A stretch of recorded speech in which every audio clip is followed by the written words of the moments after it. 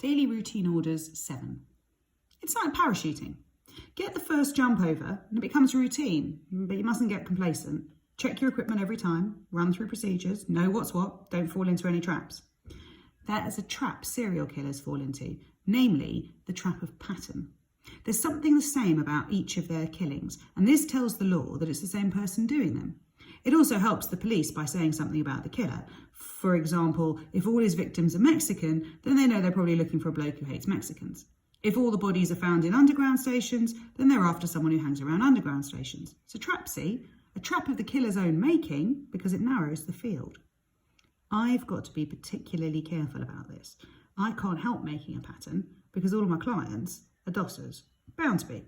Of course, they're not going to find the bodies in underground stations or anywhere else. I'm not that daft. But there is this unavoidable pattern. So what I have to do is create as much variety as possible without straying beyond the borders of my appointed task.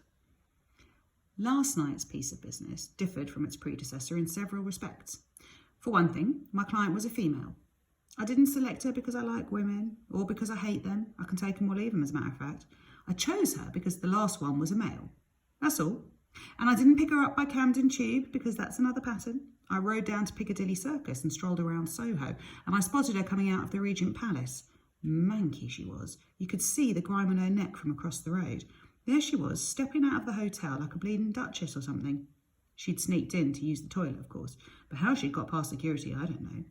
Anyway, I let her get a little way down the road before tapping her on the shoulder. "Excuse me?" She spun around. "Yes?" "Hotel security," I snapped. "Regent Palace."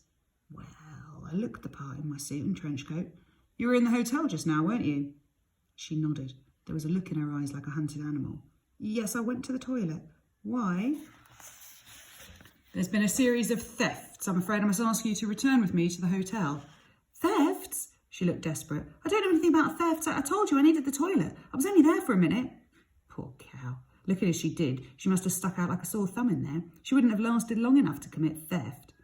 "I'm sorry," I said, "but you must come with me and answer some questions. It won't take long." "Oh, God," she bit her lip. "Look, I'm in enough trouble as it is. I'm homeless. I've got no job and no money. I've got nothing on me. Can't you just search me or something and just let me go?" She was close to tears, as they say in the bodice rippers. I judged it was time to pull my master stroke. I eyed her up and down speculatively. Wouldn't mind searching you at that, I purred. "Homeless, you say?"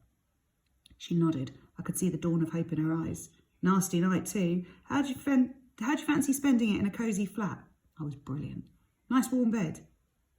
"What do you mean?" She knew what I meant. I smiled and she said, "You mean you want me to—" I shrugged. "Just a thought, Petal. You get off the hook as a suspect and I smiled again. She hesitated, but it didn't take her long to see how poor her alternatives were. She probably believed that I'd fit her up on a theft charge if she opted to be the Puritan. She nodded, looking down, mumbled, "Okay." The rest was simple. Taxi back to my place, Sappho, dry clothing, tomato soup, eternal oblivion. They look so sweet, the two of them, side by side. I keep going down for another look. I must be getting soft.